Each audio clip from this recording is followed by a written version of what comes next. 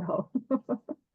Awesome. So good morning, everybody, and thank you for joining us to our event and product development 101. My name is Ashley, and I am the coordinator for Saskatchewan Open Farm Days. So thank you so much for taking your time to kind of walk through this with us. And we also have Jen from Creative Concept Events with us as well. And I'll let her do her full introduction here, and she will share her role. But before we get, oh yes, Jen, if you want to introduce yourself. Oh, sure. Okay, I'll do my full introduction now. Yeah. Okay, sure.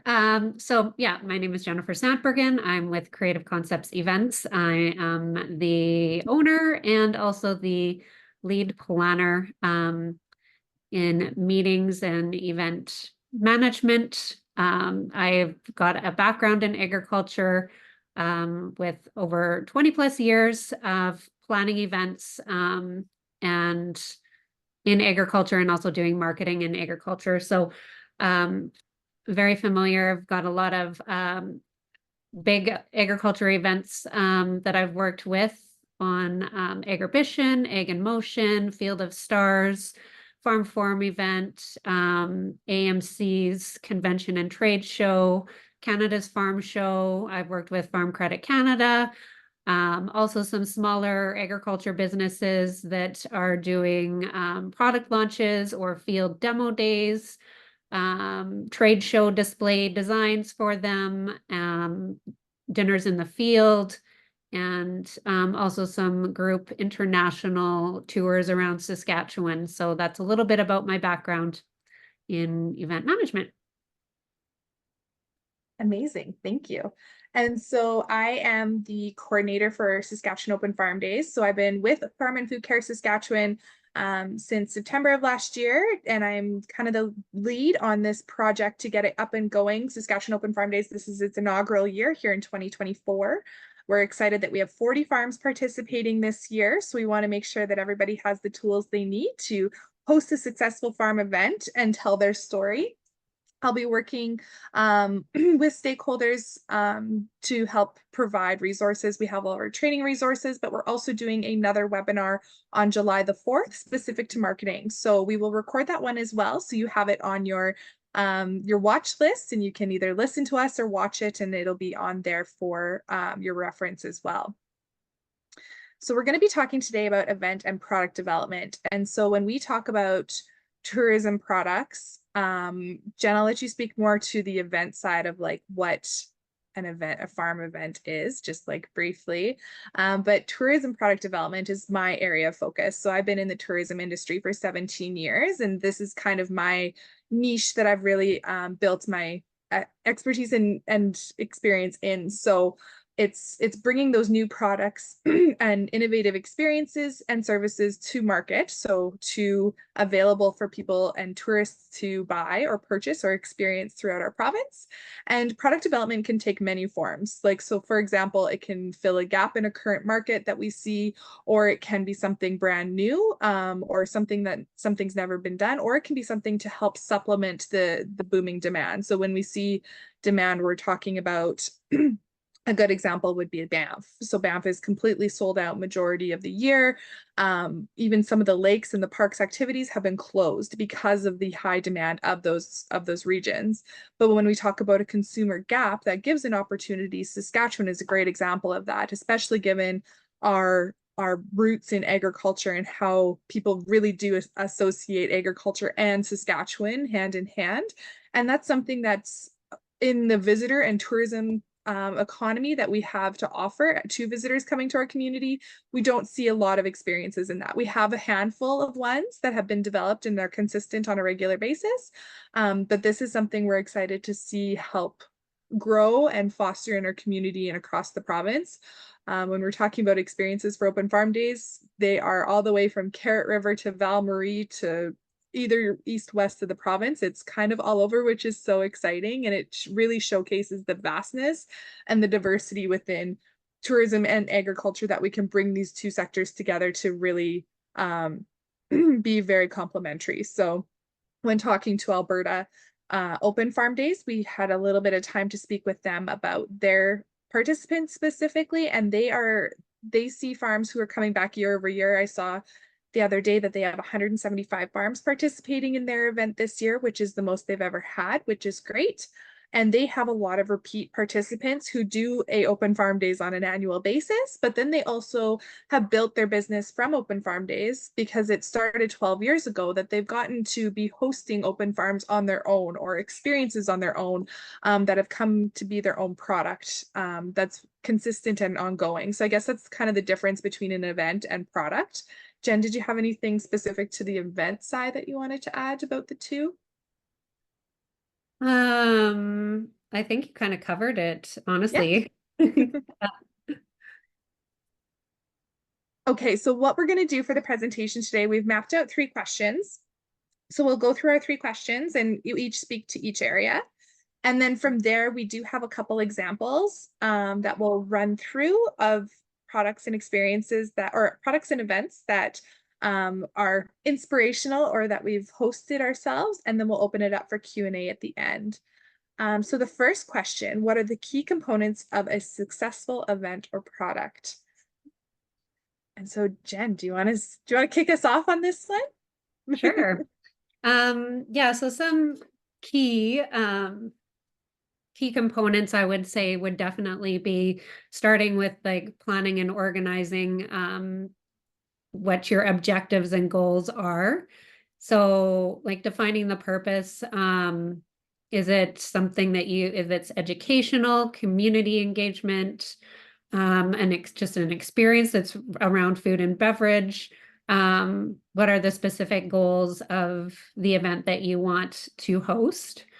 And then also considering theme, and tailoring experiences to that based on if you had a specific theme that you wanted to roll into that event or the season, whatever it may be.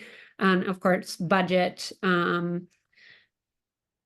permits and timeline, and developing a timeline that like accounts for the seasonal and weather related factors, of course, that come with having an event on a farm site. As well as set up spaces and places that you could use for the events to host at your farm. So venue and logistics is, as you see this photo here, is kind of a big consideration as well.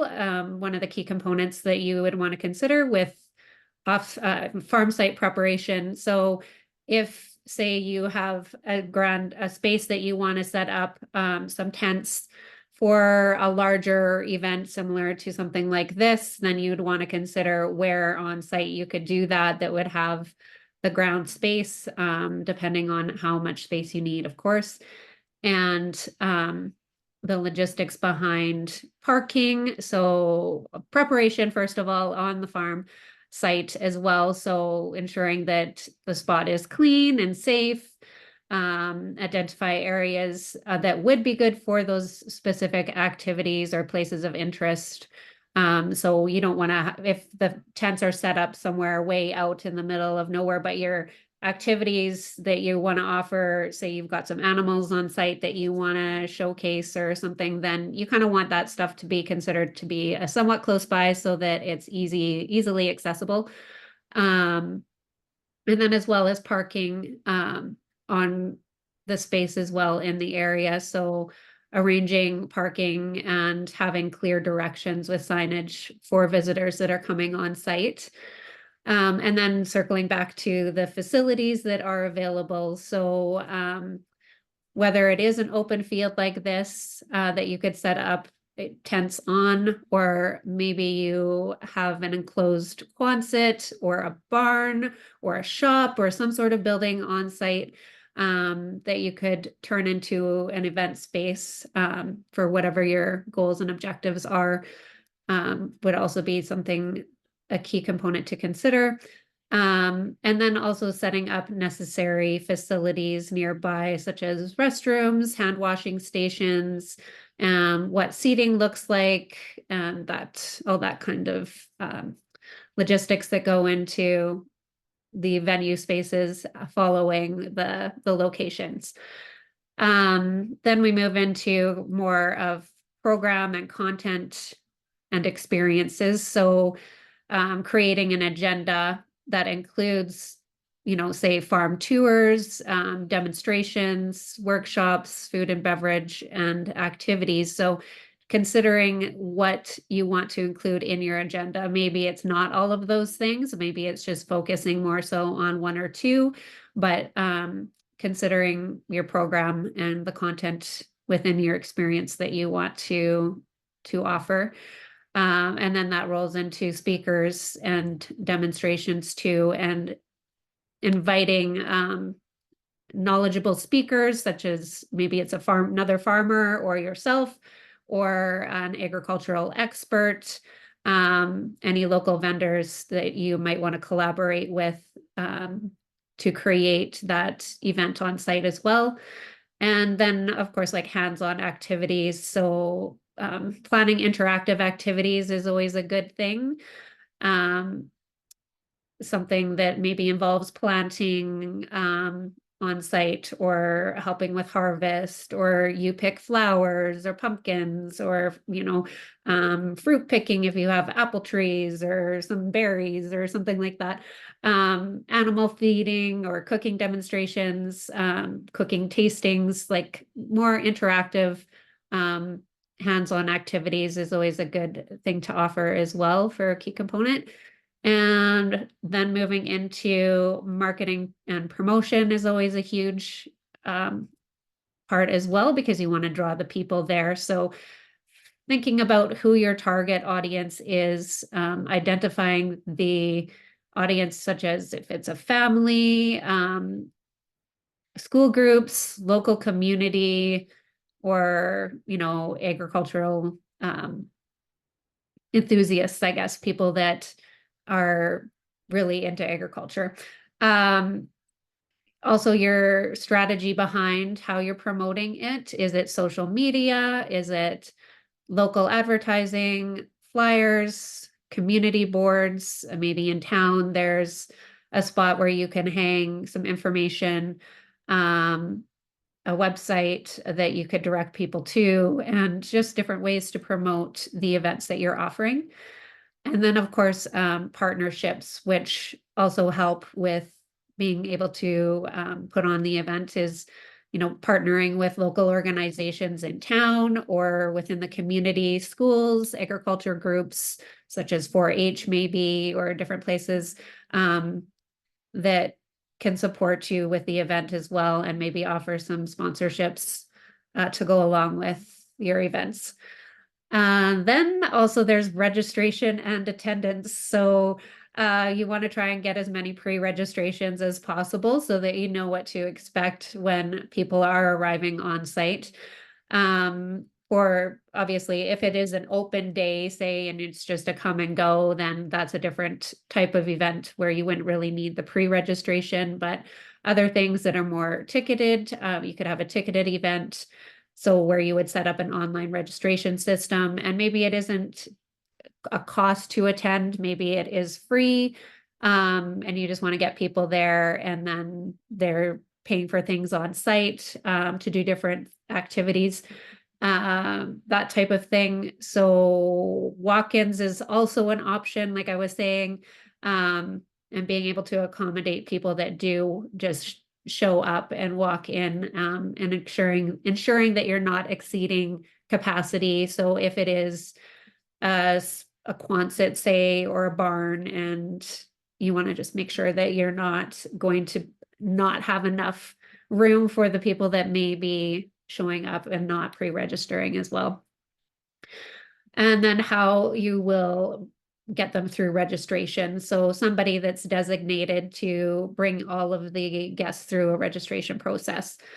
Another thing to consider is technology and equipment. Sound system, power supply. Will you need to set up generators? Will there be enough lighting? Is it going to be an evening event where you need the lighting? Will you need to maybe bring in some cooling systems or heating, depending on the time of the year? And then Wi-Fi is also a big thing. Most of the time you will need to bring in another Wi-Fi setup for service to accommodate people that are on site. And you also want that so that they will hopefully take pictures and be posting on social media that they've been at your farm, and it's kind of like a free promotion, right? So they're talking about what they've been doing while they were on your site. And then another thing to consider is staffing and volunteers. So do you have a farm crew that can help out, or is there volunteers that you could recruit from town, or anywhere in your community? Is there training that you maybe need to involve with some of that? So if there's safety protocols, training on the event schedule, and just guest interactions in general, those are all big things to consider. Then guest experience. So creating a welcoming environment with signage, maps, and friendly greeters. So lots of people that can help people guide them to where the events are taking place, as well as engaging with them with the activities. So if it's all ages, or if there's a petting zoo, say, or tractor rides, or interactive displays or activities that we were talking about, just having people looking after those specific spots so that the guest experience is also elevated and people know what's happening. And then offering refreshments too. So maybe some food and beverages that people could purchase there and just keep them hydrated. And everybody likes to snack when they're doing things. So another thing to consider is safety. I hope I'm not going on too long, Ashley. I'm just. Oh, you're good. We are going to talk about safety next. Oh, okay. Okay. So should you I want to go into that for the next one? Sure. Yeah, post-event activities too is another thing, but we can get to that later too. Yeah, for sure. That's really speaking to a lot of the notes that I had as well when we're talking about consistent tourism products. So it's so good because tourism product, like an ongoing consistent experience, is essentially hosting those events on a regular basis. So making sure that you are keeping it authentic, like you said, making sure that you're sticking to your roots and who you are as a business or as an organization, or as a farm, as an individual, and then being able to share that story as authentic as possible. So when you're thinking about something like the East Coast, like you think of like seafood and colorful houses and all of those really iconic fisherman kind of experiences. And that's what you as an individual, as a resident of Saskatchewan, gives the opportunity to showcase that really authentic and modern version of Saskatchewan, and that we're not like the old school farmers standing in a field anymore. Like that's not who we are. And I think it's important to tell those authentic stories that this is successional farming, that this is something that is really important to our communities, beyond just like the small towns. Like it's actually creating these vibrant rural communities that are surrounding or that encompass our entire province. So being able to speak to that and tell your story within that, I think is really important. And that's what visitors, if they're coming from international countries or even across Canada for more urban spaces, they want to see those hidden gems and those more quiet rural locations throughout the provinces. The other piece that I was going to speak to is those take homes. So people are definitely going to be taking photos.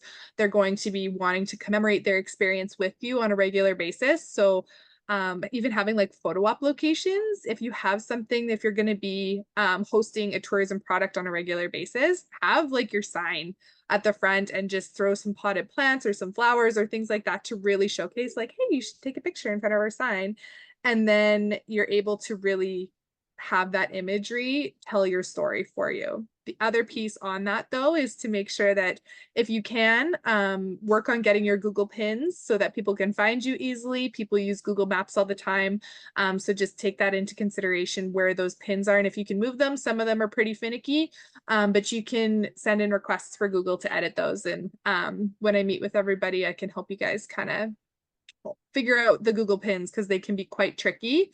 And something really like something that's actually quite funny to Saskatchewan is like the farm directions. So I don't know if you guys have seen Justin and Greg previously did like a farm rural directions video. It's quite hilarious. So we're gonna actually put it on our farm and our Open Farm Days website because they're talking about, oh, you go south past where the dead skunk died 2 years ago, and then you go left, and it's just super funny, like how we describe where our locations are.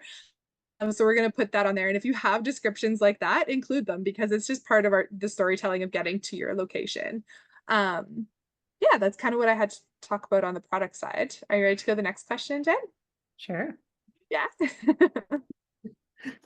So when we're talking about the top 3 logistics and safety considerations for events and products when you're mapping them out, what does that look like? So from a regular on, like when we're talking about if an ongoing current product and experience that you want to host on a regular basis, whether it's seasonal or year round, keep in mind the biggest thing is having consistent process for safety. So if you have biosecurity that you need to keep in mind, always have things prepared for that.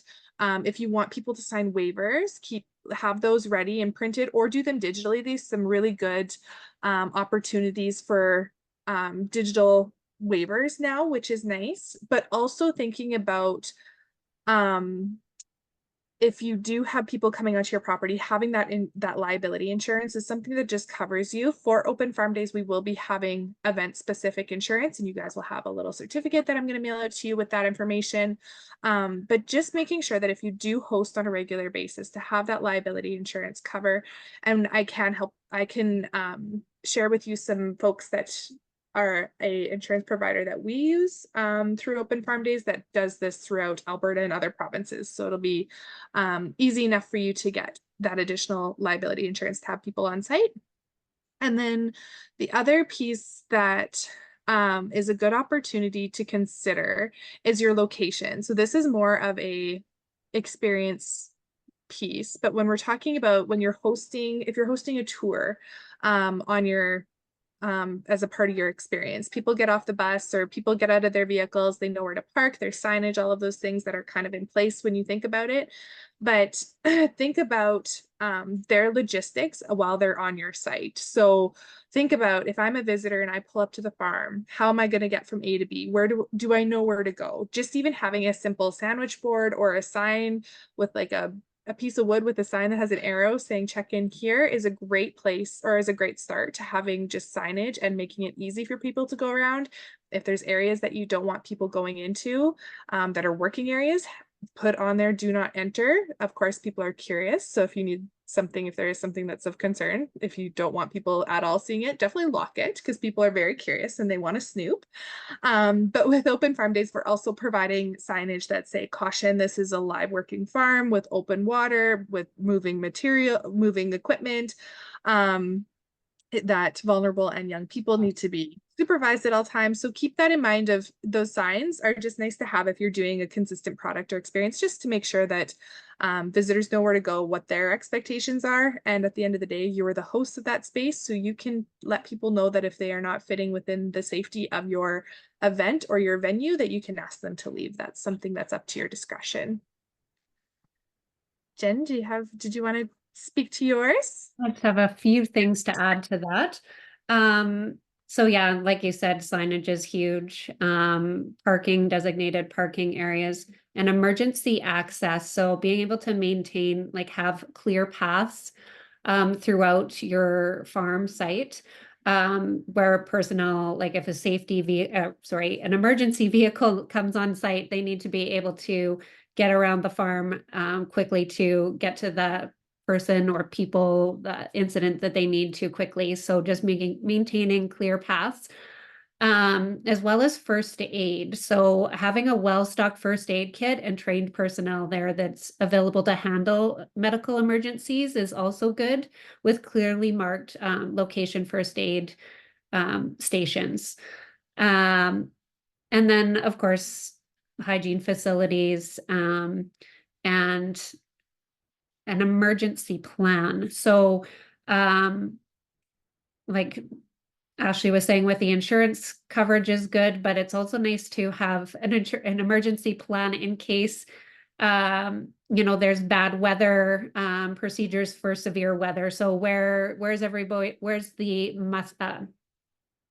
the point where everyone gathers, if that's sheltered, where is that clear indications of the muster points, and if there's a fire, what happens then, and making sure that all of your staff and volunteers are trained on those procedures. Absolutely. And we're actually offering event planning 101 through Tourism Saskatchewan, and there's a risk and emergency templates in that event planning course. So you can actually take it for free. I think it's about $150 course. But with your registration with Open Farm Days, you would have gotten a code, and on post registration, you can go and sign up for it. So feel free to share it with any other staff or folks you have on your team who are going to be participating in Open Farm Days. The code is good up until the end of December. So even if post event you want to work on these when the winter months when it's not so busy, you can pick away at these courses and get ready for the 2025 event, or a consistent ongoing product as well, which is quite neat. Okay, so question number 3. What are the top considerations when planning events and creating tourism products? So Jen, do you want to speak, or do you want me to go? You could start. Okay. It's not too long. It's all good. And then your slides go into it next, so that's perfect. Just let me know when you want me to advance your slides for the next one. Sounds good. So the biggest thing when I'm talking about tourism products and experiences, if you want to create something that's consistent or that's ongoing on an annual basis, or an ongoing basis, is timing. So obviously our growing season, I think, is 90 days here. So we have to take into consideration seasonality. But is there something in the winter that you would want to do, that you would want to share your experience, and that you could create a product or some sort of experience going? And I'll speak a little bit to taking something that's kind of regular and making it not so regular here when we get to our examples. But is there seasonal market activities that you could utilize to create even a new revenue source or something along those lines that help to prop up your business in a bigger way through tourism activities? Of course, winter has its own or challenges in bringing people to in a space. If there's warming spaces, people don't necessarily want to be using porta potties in the winter, things like that you want to take into consideration. But there is a huge gap in our market when it comes to winter experiences, and that's something that we are always looking to fill.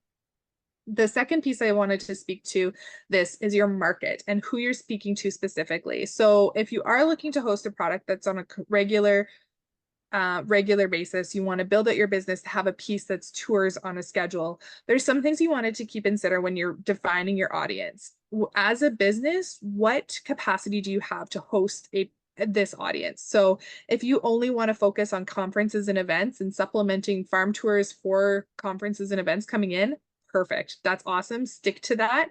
If you want to focus on wellness and women's groups and finding doing like a wellness in the field or with equine, something along those lines, focus on those women's groups. Find those community groups that are like women's activities groups or youth activity groups that focus around those kinds of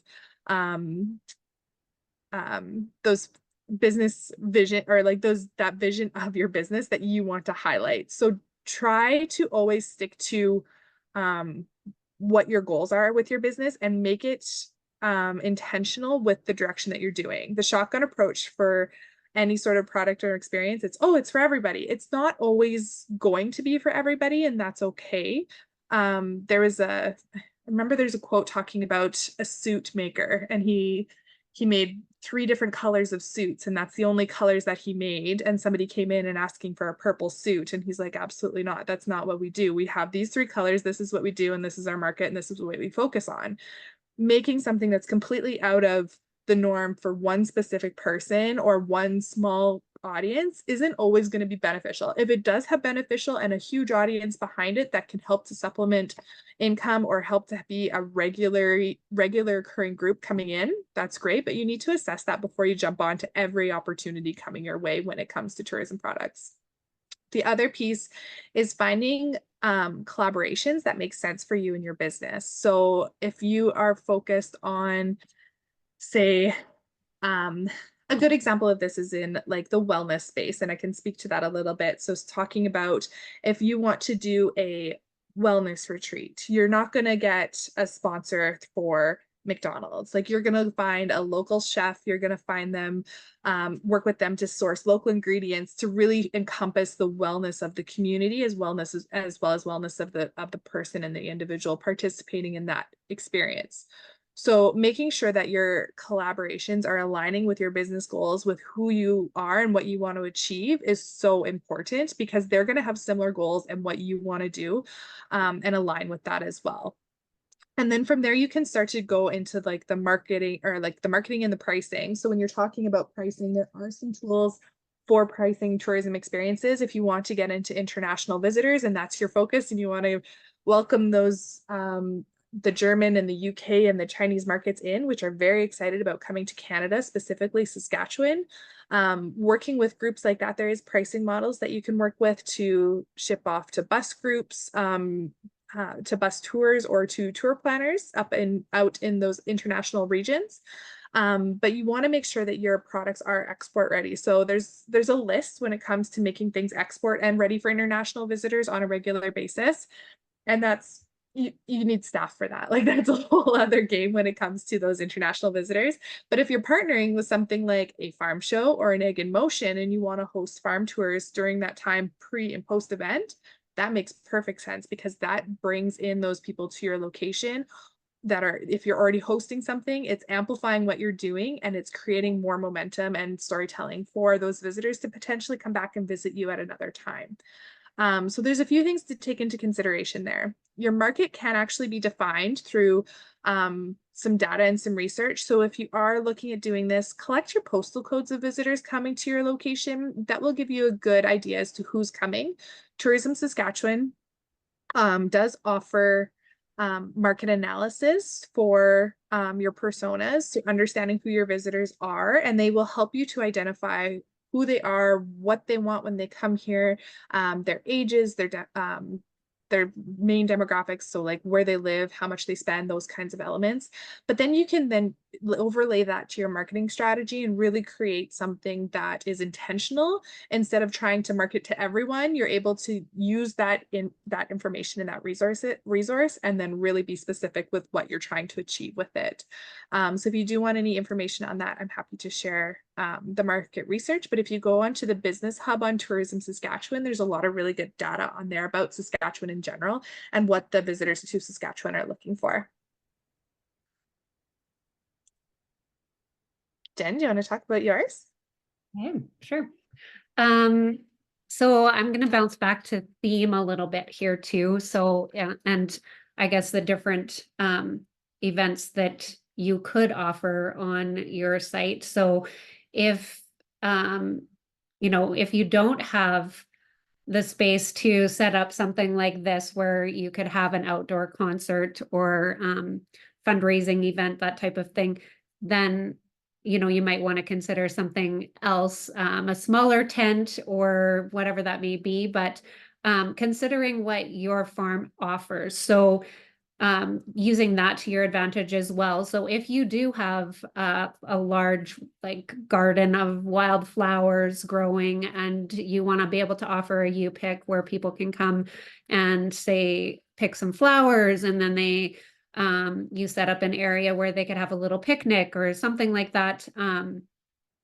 Just considering what you have to work with as well when you are hosting is also a huge benefit to what you can do. So you don't want to just go say, I'm going to go I'm going to go have a concert, and there's really nothing that's drawing people to your space to do that, right? So depending on what your space has and if you've got animals, being able to, maybe it's an interact with the animals kind of event versus something grander like this, depending on what is there in your space. So and the theme, so again, kind of going with the same type of thing. say you want to have, you can flip the slide, I think, Ashley. So this is the same type of event that I was just kind of discussing. So this was a fundraiser that was done in the middle of a field called Field of Stars. This was the 4th year that we had done this event, but it was a fundraiser for Stars helicopters, and drew a lot of people because that's something that people really want to support. But again, that was just a large scale event that was thrown in the field in the middle of nowhere near Langham at Egg in Motion. But this, you could do anything, right? So it's just an example of different things that you can do. It doesn't have to be, if you did want to throw a concert, you can. You can advance there, Ashley. This is just a little bit more too, and just to get the details that you can pull into things too with different events. So there was a pie eating contest that we had done at this event. So if you just like think outside the box and different things that you could do to create that interactiveness. Like it doesn't have to be for a fundraiser. It can just be like, hey, we're gonna have kind of a farm fair day where people come out and we're having a pie eating contest or a hot dog eating contest or whatever it may be. It doesn't have to be any kind of food eating contest, but just some ideas like that are different that maybe people wouldn't be expecting when they're going to something that they could have as an option to do. And it ends up being a lot of fun with people cheering them on. Offering different experiences as well that are unexpected with like how drinks are served or food is served, whether it is the farm to table, large table set up on your farmland, where people are all dining together, or maybe they're going up and it's a tent and they're making their own Caesars, or they're grabbing a glass of champagne or beer, whatever it may be, or non-alcoholic beverage as well, off of a wall that you wouldn't normally see in the middle of a field, say.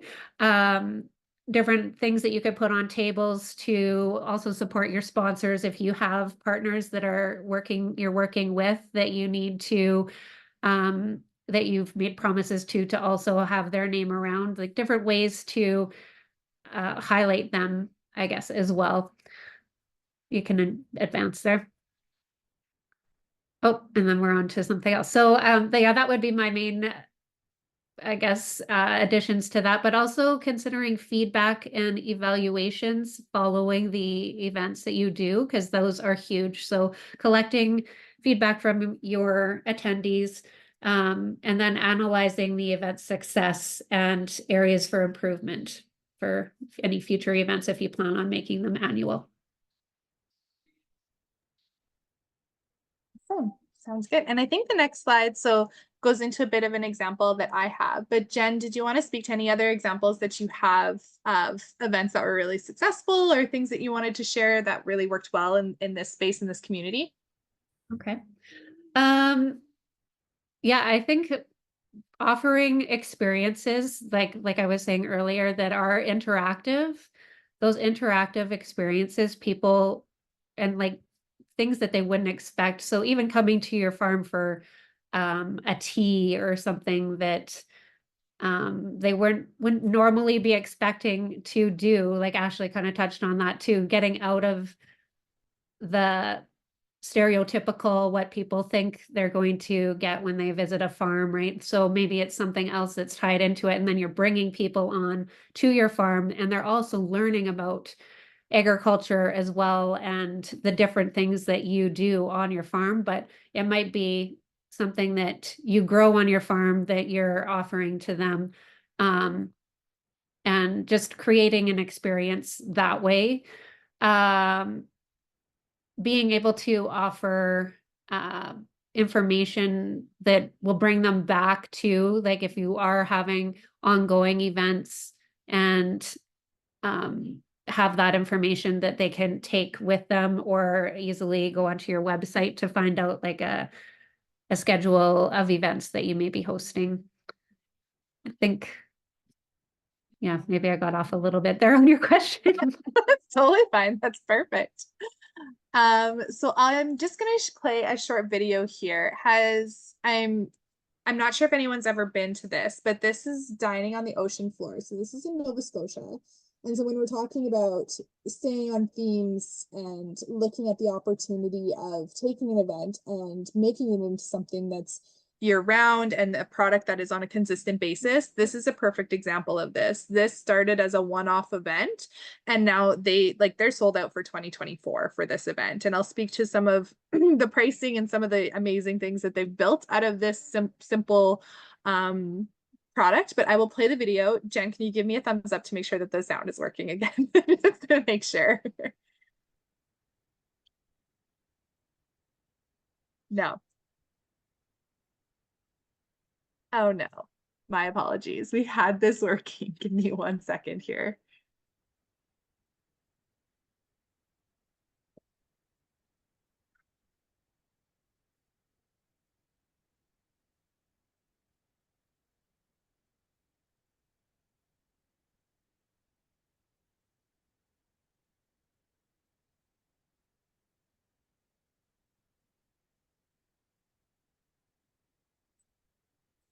Can you hear anything, Jen?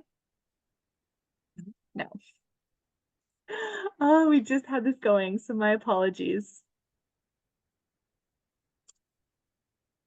It's in the audio settings, I think, Ashley, Yeah. that you have to change, and I can't remember which one it is.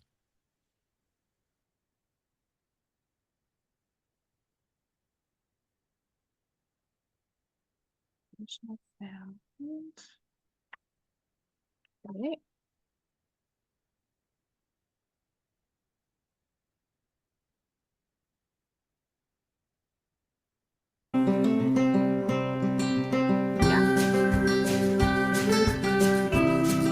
Can you see the video? Hi, my name is Chris Felden. I'm the owner of the Flying Apron Inn and Cookery in Somerville, and this is where we're cooking today.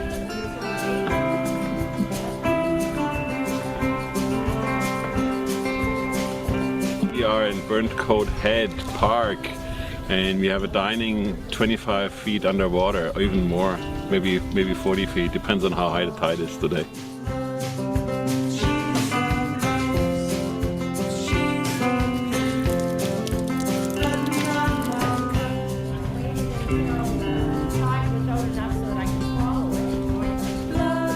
When we see one, we're definitely going to know what it is. There aren't many things that are alive in the shows, other than the parent.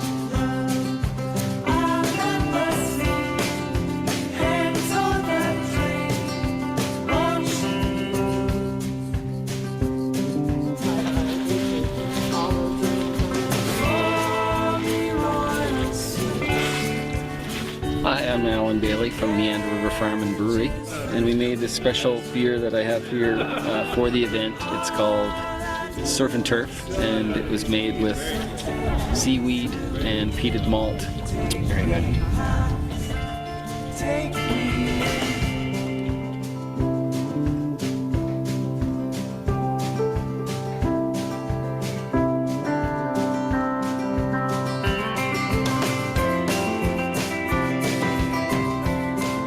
Part of the Lac-qui-Vie was barrel fermented in oak to give it a little more weight, so we think it should work really well with the richer seafood that you're being served, so please enjoy. Made you a charcuterie plate. It has duck prosciutto, it has chorizo, it has a bresaola, and a French salami, and a pork prosciutto on there.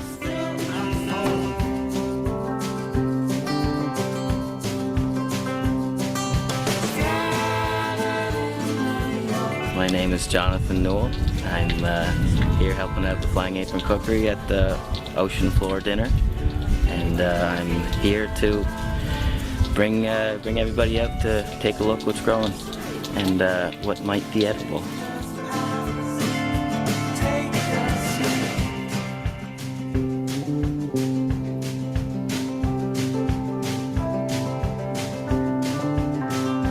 A butter poached lobster, and a little bit of a lime mayonnaise under the lobster, a little bit of garlic butter on top, and the other one is marinated beef tenderloin with a herb pesto.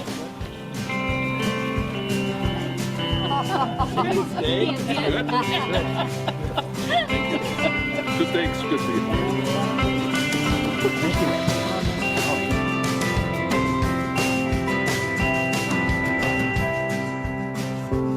Dinner on the ocean floor. It's been amazing. The food is superb. The hospitality. It's an experience I think that everyone should enjoy when they come to Nova Scotia or here living in Nova Scotia. We've had an absolutely beautiful afternoon and evening. The food was wonderful. The wine and the beer were wonderful, and it's a great place to be. And Nova Scotia should be very, very proud. Fabulous. Fantastic. I think so. Was it good? Was it good? Hey, here you go. Yeah, it was great. And we made it before the water is coming, so there you go.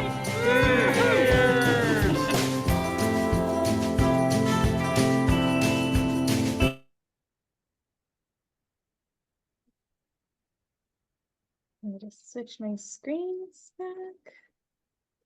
Oops.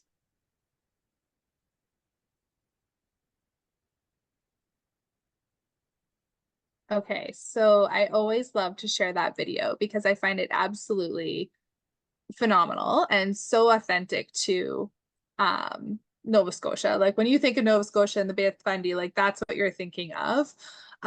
This experience specifically, so quiz time, pop quiz time, I guess not maybe a quiz, but how much you can put in the chat, or you can share or turn on your audio if you want. How much do you think that that experience cost per person?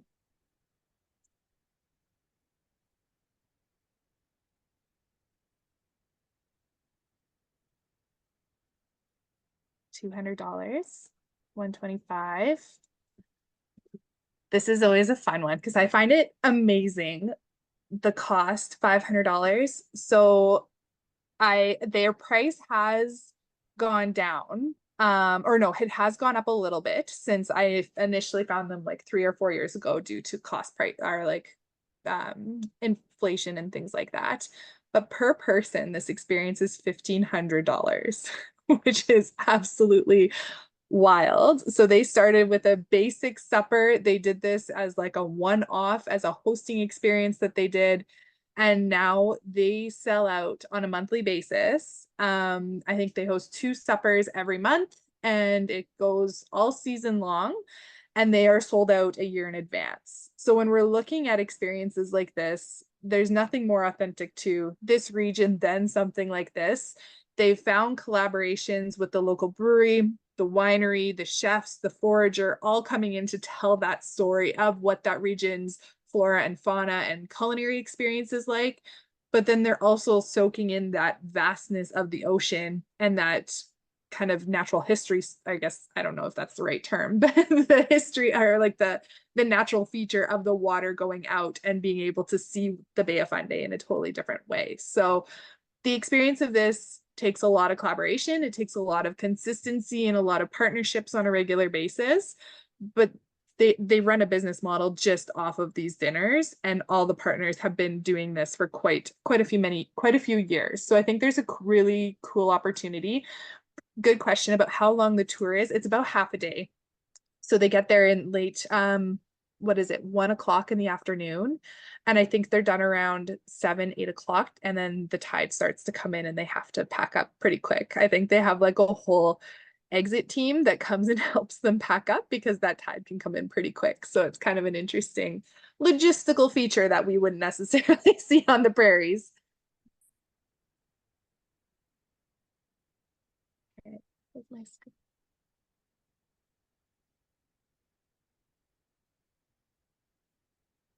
Oh dear, now my screen's not advancing. My apologies.